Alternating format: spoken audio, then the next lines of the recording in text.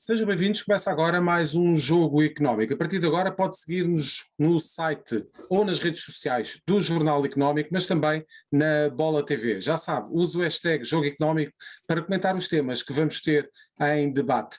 O inverno veio e as consequências não se fizeram esperar. Dissemos adeus ao jogador mais valioso da Liga e saudámos o regresso do avançado mais desejado em Alvalade. Pelo meio, mas não menos importante, uma ferida aberta entre Conceição e a SAD do Futebol Clube do Porto e a garantia de Ruben Amorim de que ninguém, mas mesmo ninguém, irá impor jogadores a esta equipa técnica. É de mercado que vamos falar neste Jogo Económico. Para já apresento os nossos comentadores, Nuno Vinha e João Marcelino. Muito obrigado aos dois. Dou também as boas-vindas ao Rodolfo Alexandre Reis. Para já, vamos à rúbrica Hat-Trick.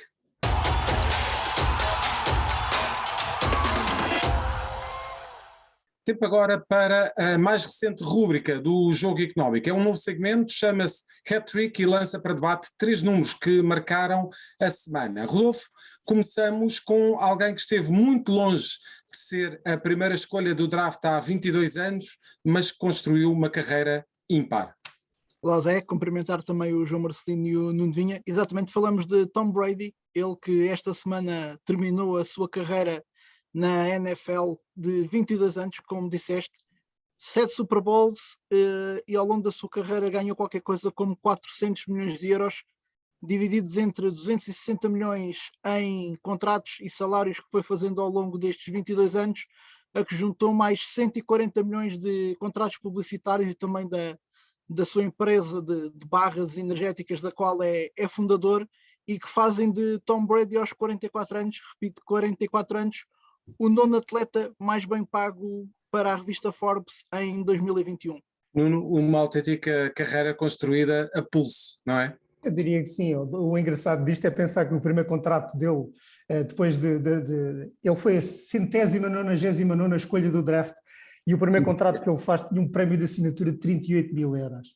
E acabou por receber, ou iria receber nesse contrato todo, 864 mil euros, que basicamente lhe deu para comprar um Jeep Wrangler amarelo e comprar uma casa onde ele precisava para morar. Esse contrato nunca chegou ao fim. Entretanto, em 2001, os Patriots ganharam o seu primeiro Super Bowl, no fundo o primeiro título de campeão dos Estados Unidos de futebol americano, e ele rapidamente assinou um contrato de 30 milhões de dólares, e a partir daí o resto é história. Continua a assinar cada vez mais contratos, mas é engraçado este primeiro contrato ter sido neste montante.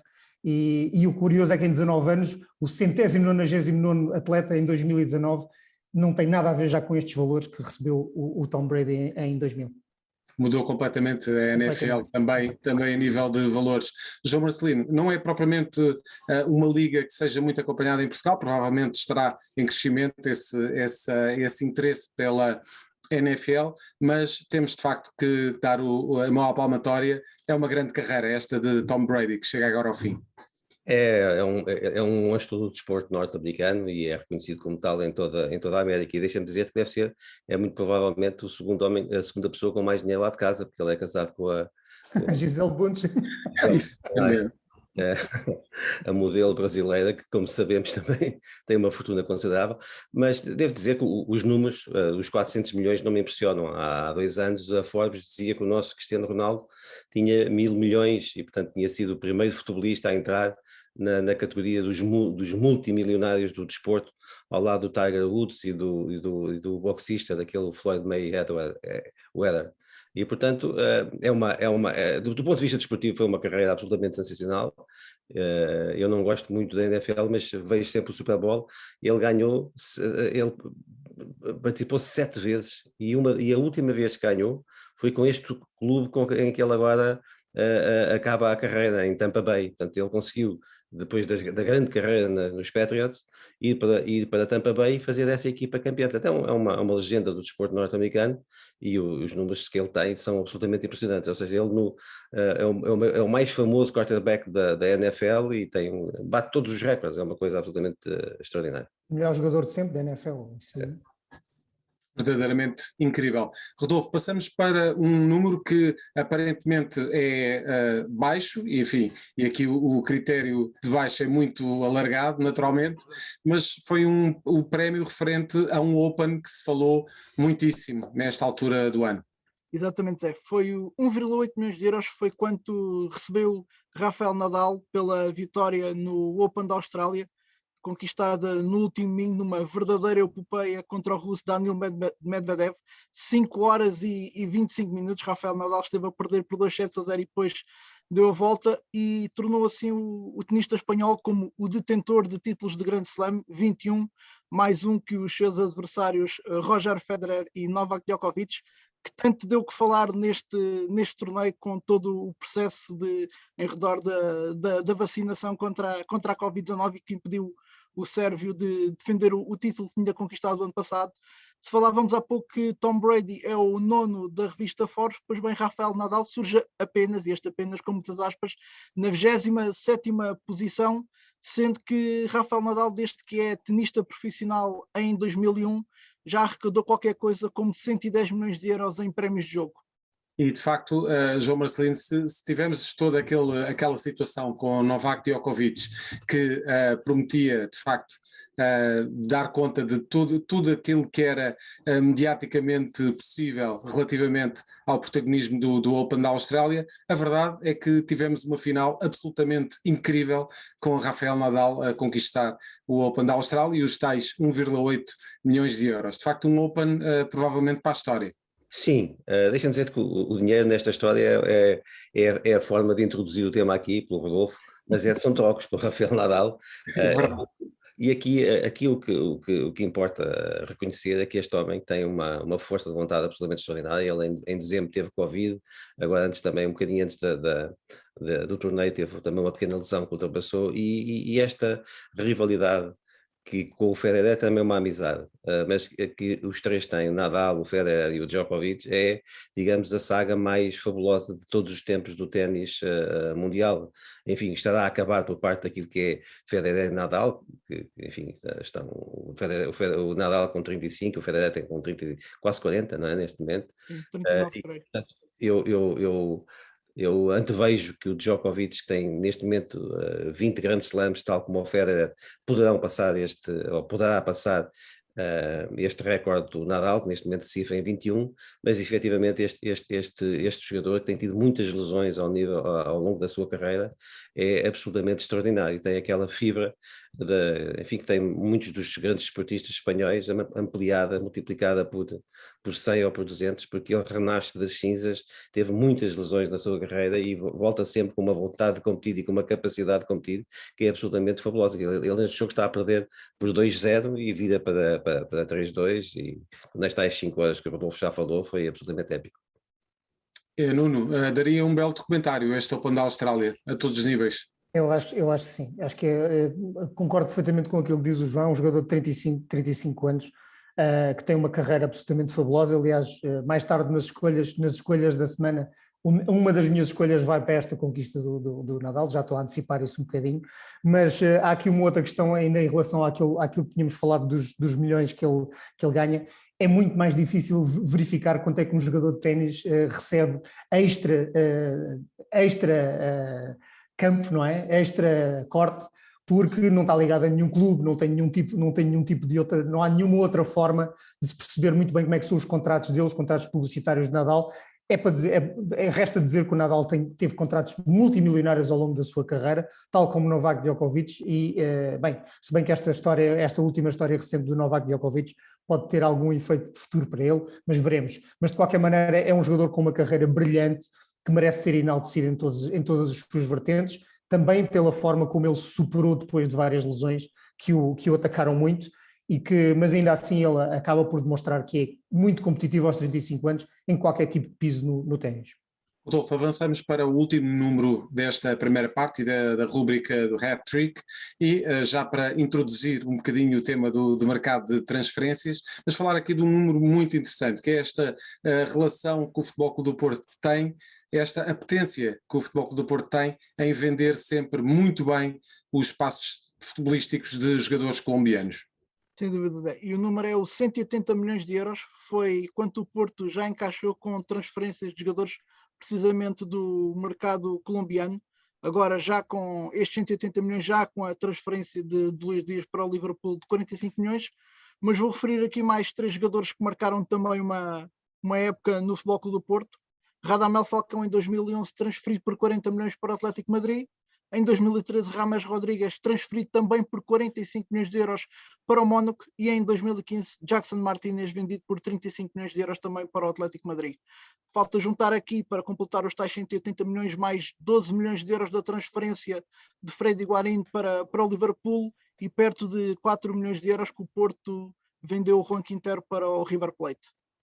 De facto, são milhões verdadeiramente impressionantes, e se olharmos aqui para alguns destes jogadores, provavelmente chegamos à conclusão que as suas melhores temporadas foram mesmo no Futebol Clube do Porto, mas quem vai analisar isso propriamente são naturalmente os nossos comentadores, e começo precisamente por ti, Nuno. De facto, 180 milhões em jogadores colombianos é obra, não é?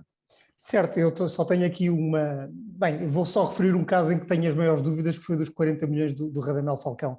Na verdade, olhando para o relatório de contas que seguiu a essa venda dos 40 milhões, percebe-se que o Porto fixou cerca de 20 milhões desses 40. Portanto, desses 40, 3,7 milhões foi para a intermediação da Gestifood e da Orel, 2 milhões para o mecanismo de solidariedade, supostamente para o clube onde ele foi formado, que é o River Plate, em grande parte, 3 enfim, que parte do passe estava tido por uma sociedade financeira na Holanda, financeira de Maastricht, enfim, que eu não consigo falar nem holandês, mas era 1,8 milhões de euros, mais 1,6 para a atualização, mais 10,6 para os prémios de assinatura e restantes comissões. E, portanto, tudo somado, o Porto acabou por fixar menos de 20 milhões desses 40, e eu não sei em relação aos outros, porque não fui fazer exatamente as contas, mas nós temos falado ao longo destes programas sobre a forma como estes negócios são feitos e esta intermediação é feita e como este dinheiro passa de um lado para o outro, e dá que pensar como é que estes 40 de repente se esfumam e são menos de 20.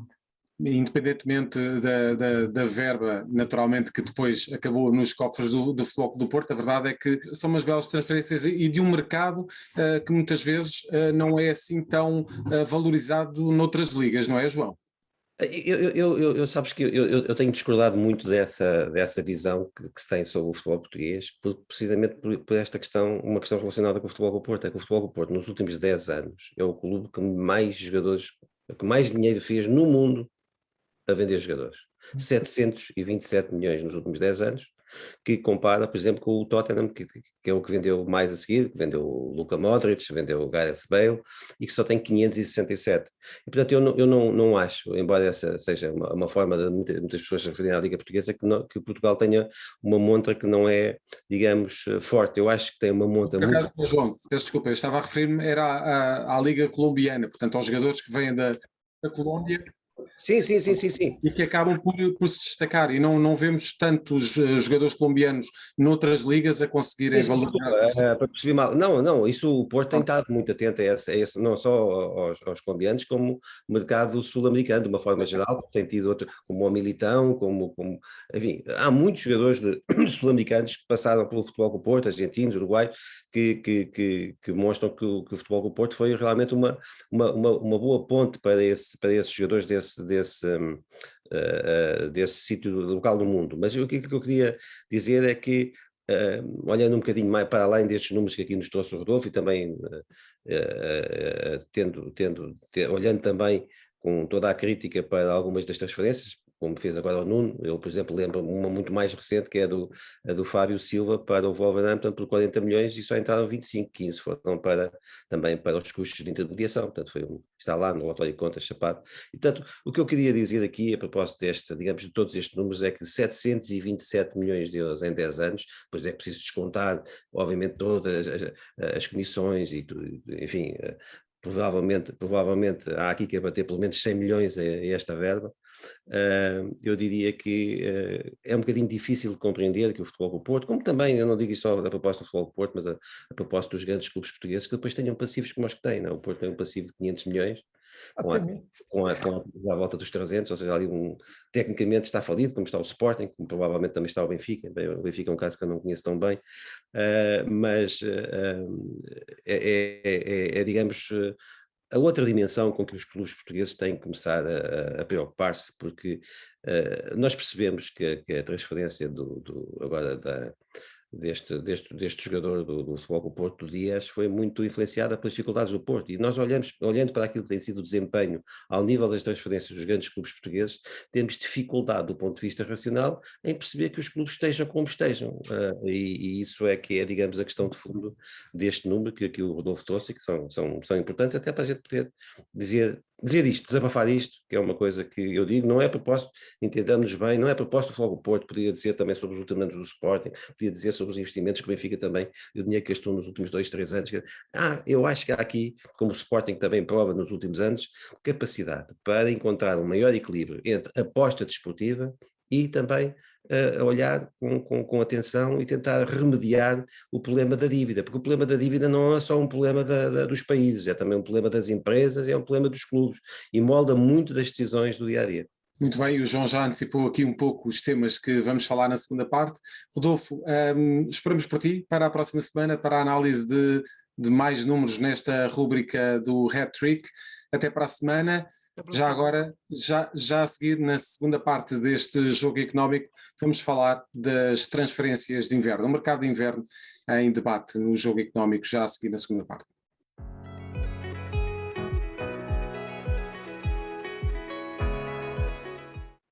Estamos de volta para a segunda parte deste jogo económico. 2 anos depois, um gigante da Premier League veio novamente às compras de inverno a Portugal e levou o futebolista mais valioso da nossa liga. Em 2020 dissemos adeus a Bruno Fernandes, 2 anos depois foi a vez de Luís Dias.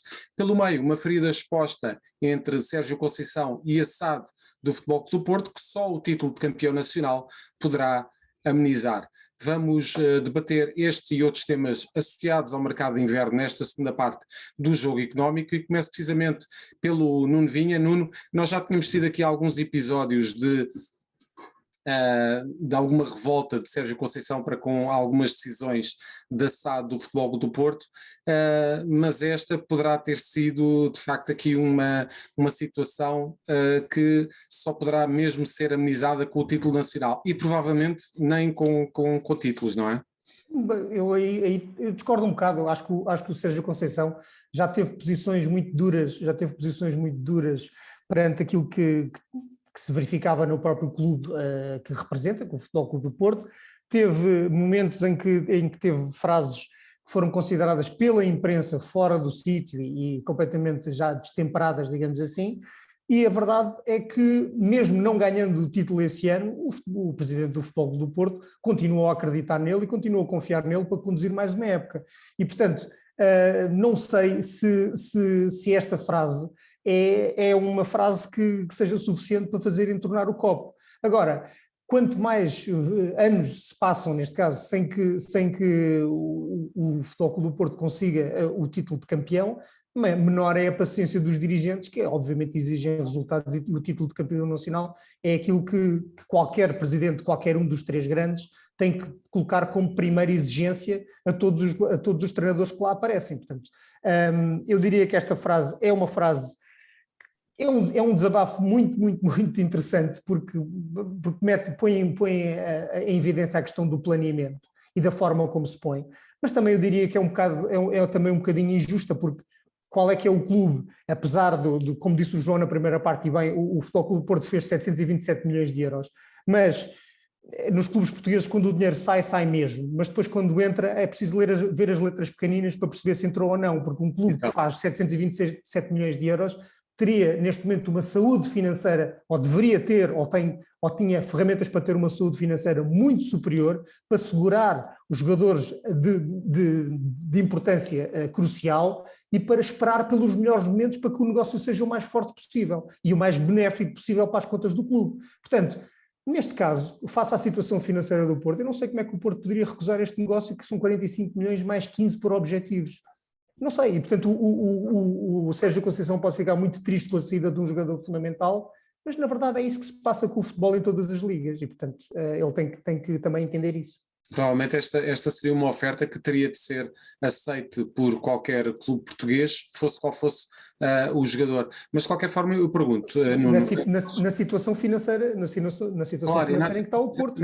Nesse enquadramento, mas eu pergunto aqui uma situação, que é a seguinte: o Sérgio Conceição renovou o contrato no final da época passada, e o que foi passado cá para fora é que Sérgio Conceição iria continuar por mais alguns anos como técnico do Futebol Clube do Porto, aceitou a renovação, e existiu ali um pormenor que eu acho que é curioso e que esta frase de Sérgio Conceição não demonstra tanto que possa estar a acontecer, que é uma maior capacidade, um reforço de poderes de Sérgio Conceição, no sentido de poder, de certa forma, participar nos processos de decisão relativamente a quem entra e quem sai no Futebol Clube do Porto.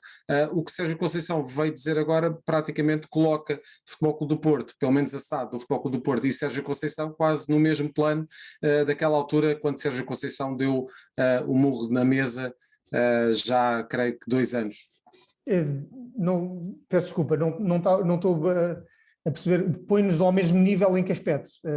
No aspecto em que Sérgio Conceição renovou o contrato no final da época passada, quando renovou o contrato, o que foi transmitido é que Sérgio Conceição teria um reforço de poderes, ou seja, Sérgio Conceição iria sair fortalecido naquele braço de ferro, não é? Que existe sempre entre as equipas técnicas e a SAD. Certo. Quem vende e quem compra. Correto, exatamente. Não, aqui a questão é, os anúncios que são feitos na altura das renovações de contratos, têm o valor que têm.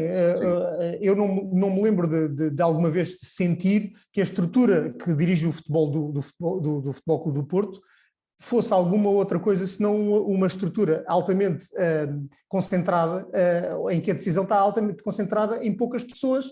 E o treinador, francamente, não é uma delas.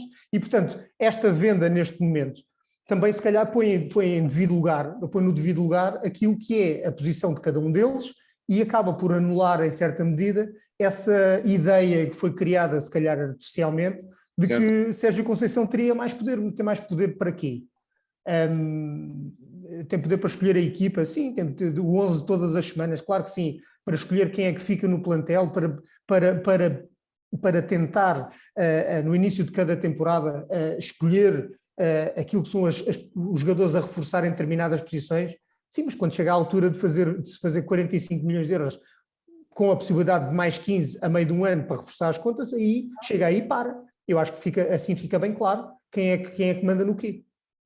João, pergunto se é sustentável que a cada decisão que Sérgio Conceição, a cada decisão da SAD com a qual Sérgio Conceição não concorda, que o treinador do Futebol Clube do Porto venha a público expor desta forma os seus argumentos e as suas convicções. Eu não vi, sinceramente, nada de grave. Ou seja, este é o treinador que a direção do Porto, nomeadamente o presidente do Porto, ofereceu uma estátua no museu há poucas semanas. E, portanto, não há ali, na minha opinião, não vejo nenhuma divergência, a não ser o Sérgio Conceição, que é um homem com independência pessoal e financeira, dizer aquilo que digamos, aquilo que pensam a maioria dos adeptos do Futebol Clube do Porto, é que esta venda não deveria ter sido feita agora, devia o clube ter, ou seja, ele no fundo lamentou é que o Futebol Clube do Porto não tenha tido capacidade ou não tenha capacidade financeira para aguardar 3 ou 4 meses para fazer, digamos, a transferência no verão. Era só isto que ele queria e é isto que pensa muita gente,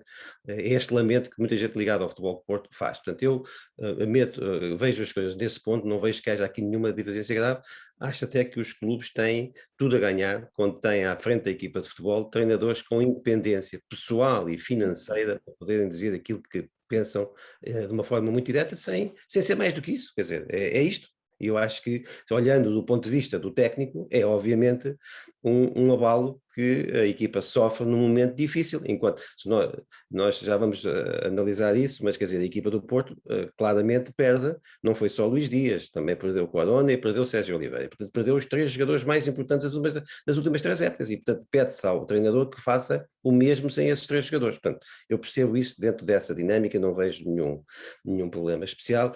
Aquilo que eu quero dizer é que nós estamos a ver também o outro lado das cláusulas de rescisão, ou seja, as pessoas ficam todas muito contentes quando se mete 120 milhões, 200 milhões, 80 milhões, E o Porto pôs isto para levar para cima e agora tem o outro lado da coisa, é que, pois, estão lá 80 milhões, então esta operação é um desastre. Eu não acho que a operação seja um desastre. Se lá tivesse 50 milhões ou 60, já ninguém estava a falar assim. Portanto, isto também digamos, a outra face dos contratos, ou seja, é muito bonito pôr lá números que se desejam alcançar. O Benfica, porventura, vai ter esse problema que o Darwin Núñez tem uma cláusula de rescisão de 150 milhões e, portanto, que será quando vender por 60 ou por 70 ou por 80, que será uma grande venda de certeza, se conseguir lá chegar, toda a gente vai olhar para a cláusula de rescisão. Portanto, é aquilo que, como se costuma dizer na vida, é uma faca de dois gumes, essas cláusulas de rescisão. E estranho seria, no caso do Sérgio Conceição, se ele achasse que a venda destes jogadores era irrelevante para o clube dele e que era irrelevante para a equipa. Mas alguns treinadores não teriam capacidade para financeira. Tem essa capacidade, porque é um homem, para além de um técnico, com o seu peso específico, é uma pessoa com a sua independência financeira, e, portanto, está à vontade para dizer o que lhe vai na alma, e isso tem que ser bem encarado, é bem encarado de certeza pela massa associativa, e tem que ser também encarado na devida medida pela direção, e sempre digamos, nessa pressão positiva de que, efetivamente, os grandes clubes portugueses têm que perseguir as boas contas, porque as boas contas e o equilíbrio financeiro é essencial para depois fazer uma gestão mais de acordo, mais de acordo com aquilo que pede, digamos, a política desportiva do clube. Esportivamente, João, o Futebol Clube do Porto fica a ganhar com estas mudanças de janeiro? Eu já disse, quer dizer, quando sai Luís Dias, quando sai Sérgio Oliveira e quando sai Corona, todos digamos, na mesma janela do mercado, embora o Futebol Clube do Porto no Corona tenha conseguido realizar uma operação que lhe permitiu encaixar 3 milhões de euros quando o jogador iria sair a custo zero agora no verão, acaba por ser um mal menor, mas não, nenhuma equipa perde 3 jogadores dessa categoria, de seleções de Portugal, México e Colômbia, e fica mais forte, independentemente do Futebol Clube do Porto ter ido buscar o Galeno, ter ido buscar agora o Ruben Semedo também, que pode ou não, tal como o Eustáquio, serem depois contratados definitivamente no verão, veremos se sim ou se não, mas independentemente dessas operações, não fica mais forte, fica mais fraco. Agora, o que eu digo é que o Futebol do Porto, felizmente por indução daquela equipa fantástica de jovens que ganhou a Youth League aqui há 3 anos, tem um talento emergente no seu plantel, com Vitinha, com Fábio Vieira, com Diogo Costa, com João Mário, com Francisco Conceição, que vem um bocadinho mais tarde, mas tem talento suficiente para conseguir, digamos, não baixar a guarda. Portanto, eu acho que continua a ser o principal candidato ao título. Vai jogar no dia 11 já um jogo no Dragão com o Sporting, que será menos decisivo, importante para o Porto e muito decisivo para o Sporting, ou ganha ou praticamente fica talvez afastado da luta pelo título, pelo menos tem que conseguir um empate, não pode perder, e portanto é o ponto em que o Porto está, ainda favorito, mas obviamente com uma equipa menos valiosa do que tinha em dezembro, mas lá com esse respaldo desse talento emergente que pode voltar a levar a equipa mais para cima daqui a 1 ano, 1 ano e meio, 2 anos, que são jogadores em crescimento. Como é que viste estas mudanças no plantel do Futebol Clube do Porto? Eu acho que a frase do próprio Sérgio Conceição diz tudo. É inegável que está mais enfraquecido, digamos assim, a equipa do Porto está mais enfraquecida, mas daquilo que eu vi em jogos, e quando eu digo jogos mais competitivos, estou a falar do jogo contra o Benfica, há ali jovens valores que têm muita capacidade de trazer qualidade à equipa. E o Luís Dias também não jogou esse jogo. Exatamente, e não se lhe deu pela falta. E isso é capaz de dizer mais sobre a equipa do Benfica do que pela performance coletiva do Porto nesse jogo. Mas até podemos falar sobre isso. Mas as soluções que existem à disposição de Sérgio Conceição permitem-lhe pensar que até ao final do campeonato é possível manter a vantagem que tem para o principal candidato, além do Porto, que é o Sporting. É possível manter essa vantagem e é possível conquistar o título nacional, ou recuperar, depois de 1 ano sem o conseguir, é possível conquistá-lo mesmo sem esses jogadores fundamentais, graças aos jogadores mais jovens e àquela fome, àquela vontade que têm de se mostrar e de ganhar um lugar para a próxima temporada, para depois então aí se mostrarem em definitivo em grandes jogos da Liga dos Campeões, poderem valorizar-se e sair para outras ligas competitivas e mais interessantes, e onde financeiramente vão ser mais bem pagos do que em Portugal. E, portanto, essa dinâmica é possível perceber que há ali e também há uma dinâmica de vitória naquela equipa que lhe permite pensar que podem dar a volta a qualquer resultado ou às vezes algum jogo mais desfavorável. Nuno, em Alvalade tivemos a saída de dois avançados da formação, Tiago Tomás e Giovane Cabral, os dois saíram por empréstimo para ligas estrangeiras e no campo das entradas o Sporting contratou Marcos Edwards, 7,6 milhões de euros, mais alguns jogadores colocados nessa equação, nesse negócio, e o regresso a custo zero de Islam Slimani, um jogador que irá reforçar a posição de ponta de lança, para a qual só existia Paulinho. Como é que viste estas movimentações do Sporting no mercado de inverno? Eu confesso, Edwards não estou completamente ciente daquilo que é o potencial que o jogador tem no Vitória de Guimarães. Não vi jogos suficientes sobre esse jogador para poder opinar se ele tem capacidade, se ele tem estrutura mental para uma equipa como o Sporting, mas conheço, e toda a gente conhece bem, o Slimani sabe bem a raça que esse jogador tem, sabe bem que é um jogador que ainda por cima não tem que se adaptar a um clube como o Sporting, porque ele já lá esteve e conhece bem a casa, conhece bem os cantos à casa, é um matador, é um jogador da área muito, muito, muito perigoso e que vai aumentar imenso o poder de fogo do Sporting e este é um grande se estiver em condições físicas, se estiver bem psicologicamente, se enquadrar no modelo de jogo de Ruben Amorim, se clicar, como se costuma dizer, com os companheiros de equipa, na forma como tem de jogar na área e eles têm de jogar para ele. Mas depois de todos esses se's, que obviamente são questões que dependem sobretudo do trabalho que vai ser feito pelo treinador, não há dúvida nenhuma que o Sporting tinha menos soluções de ataque e agora tem mais facilidade de poder mexer de um momento para o outro e de dar a volta a um resultado mais complicado ou de retirar dentro de uma caixa, digamos assim, um golo que venha a salvar os 3 pontos. E, portanto, acho que é uma bela contratação. Logo veremos a questão do custo zero, porque estas questões nunca há custo zero em lado nenhum, em nenhum negócio, mas, portanto, eu tenho muita dificuldade em falar sobre isso, porque obviamente existe um pagamento, algures, e alguém está a existir esse pagamento. O custo zero, não pagou nada pelo valor da transferência, tudo bem, mas pagará por outras coisas. Mas de qualquer maneira é uma boa jogada e é um bom reforço para o Sporting para atacar esta última parte do campeonato. João Marcelino, estas movimentações do Sporting tornam-no mais forte, pelo menos com um ataque um bocadinho mais diversificado daquele que tinha anteriormente? Sim, teoricamente muito mais forte. Depois veremos a prática, mas ao contrário do Futebol Clube do Porto, que perde jogadores teoricamente melhores do que aqueles que entraram, o Sporting, se nós tivermos como referência o Giovane Cabral e o Tiago Tomás, que são aqueles que saem, o Sporting contrata jogadores bastante melhores.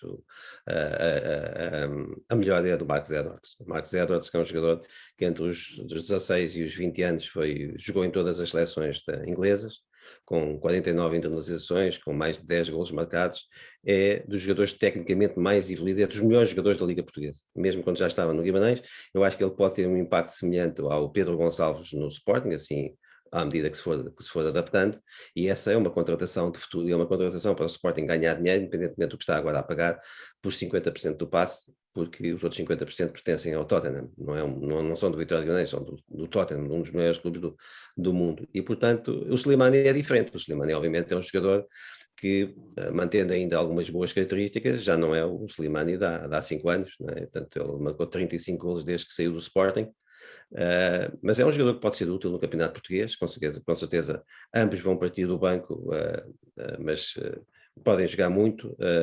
O Marcos Edwards é com certeza também um jogador já a pensar no pós-Sarabia, porque o Sporting provavelmente não, mas quase certeza que não tem condições para pagar o ordenado do Sarabia, que é pago pelo Paris Saint-Germain, e portanto é uma contratação que melhora já a equipa, mas que será sobretudo um titular para o futuro. O Slimani também ficará mais um ano e portanto é um jogador que pode concorrer com o Paulinho, sendo que se pode sentar, claramente tem estatuto também para ficar sentado no banco já nesta fase da sua carreira. Portanto eu acho que esse equilíbrio é muito importante. Respondendo à pergunta também que estava aqui em equação, sim, o Sporting teoricamente fica mais forte. Agora, nada disso dispensa a prova dentro do campo e nos remates à baliza. Antes de passarmos para as escolhas da semana, eu gostava de vos ouvir muito rapidamente sobre a conferência de imprensa de Ruben Amorim, na qual já eram conhecidos os reforços de inverno. Falámos há pouco da reação de Sérgio Conceição, mas Ruben Amorim teve ali um discurso aparentemente mais calmo, mais equilibrado, mas lá acabou por dizer que ninguém impõe os jogadores a esta estrutura, àquela estrutura técnica, à equipa técnica de Ruben Amorim. Poderemos assistir a partir de agora, se calhar, uma nova relação entre Ruben Amorim e a direção do Sporting? Para bem do Sporting, espero que não, mas Ruben Amorim não foi feliz na forma como disse isso. Não precisa dizer, toda a gente percebe que não só o presidente lhe deu o poder, como o diretor desportivo também se faz parte, o Viana também de uma equipa que tentam dar tudo ao treinador e, portanto, ele não precisa para explicar porque é que não terá querido o Slimani há um ano e porque é que o terá querido agora. Isso são coisas que mudam, têm a ver com a realidade da equipa, com coisas que estão sempre a evoluir e, portanto, não tinha necessidade, digamos, de dizer que não entra ninguém na equipa se ele não quiser. É suposto que num clube grande assim seja. Mas, sobretudo no Sporting, ninguém tem dúvidas que assim é, por vontade, aliás, expressa do presidente Frederico Varandas, e, portanto, foi um mau momento, penso eu, pode obviamente criar algum frisson entre os dois homens, para bem do Sporting, espero que o Sporting não seja afetado por isso, e provavelmente o Ruben Amorim, que é um homem muito inteligente e que é realmente um comunicador extraordinário, como poucos eu conheço no futebol, não é em Portugal, é no mundo, porventura um dia destes deixará cair uma forma de emendar um bocadinho isto, porque eu a primeira vez que o ouvi pensei que está a ser deselegante para Frederico Varandas. Porquê?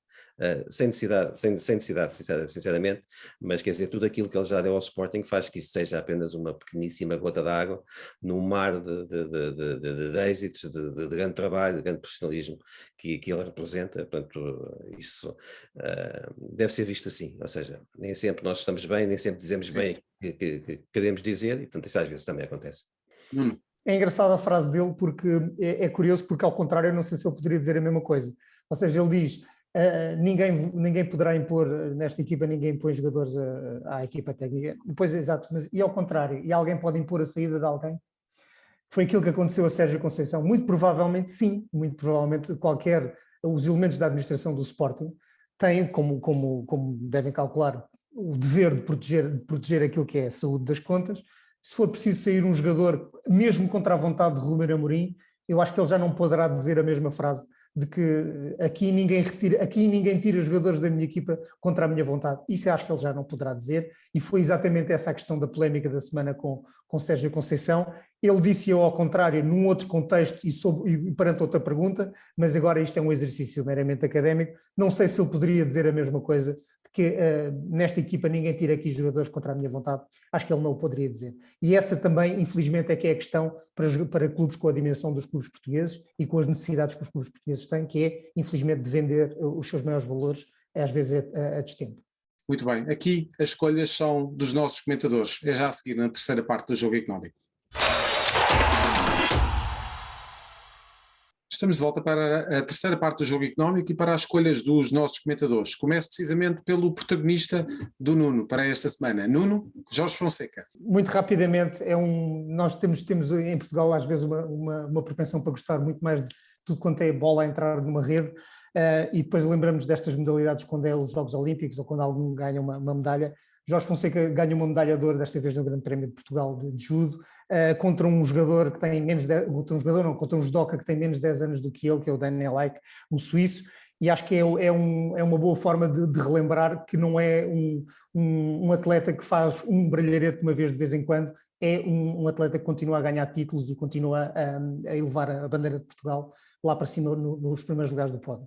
João, o teu protagonista é provavelmente o melhor defesa de direito do mundo, da atualidade. O melhor anda lá perto, mas eu também assim, é um dos dois melhores para mim, juntamente com o Alexander-Arnold do Liverpool. É um jogador fantástico e o ter renovado até 2027. Uma equipa dirigida por Pepe Guardiola demonstra aquilo que é a apreciação que esse grande treinador faz dele e que nós podemos assistir cada vez que ele joga na seleção portuguesa. É um jogador com um pulmão incrível, com uma técnica fantástica, pode jogar à direita, pode jogar à esquerda. Eu cheguei a vê-lo jogar no Valência a médio centro.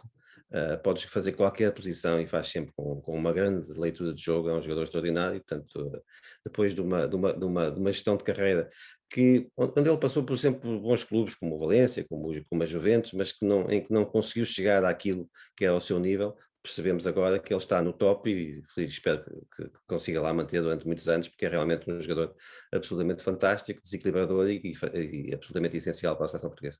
O teu número, João, é o 81,6.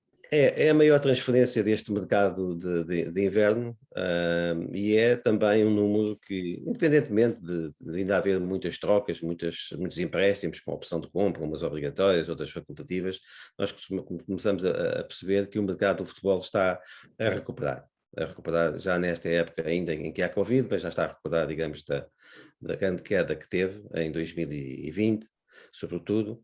E se olharmos no último, e esta é a quarta maior transferência desta época, ou seja, a primeira do mercado de inverno, mas a quarta, digamos, no conjunto dos dois mercados, só abaixo de Grealish, que o City comprou por 117 milhões, o do Lukaku, que o Chelsea comprou por 113 milhões, e do Jadson Sancho, que o United comprou por 85 milhões e que não joga, não é titular absoluto do United. E, portanto, vemos o mercado a recuperar.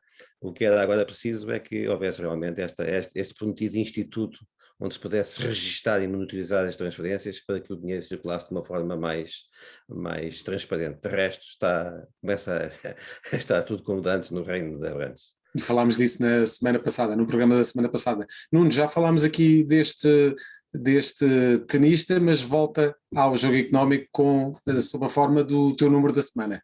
É o 21, é um número absolutamente fantástico de títulos de Grande Slam alcançados pelo Rafael Nadal. Já falamos na primeira parte da carreira de superação que ele teve.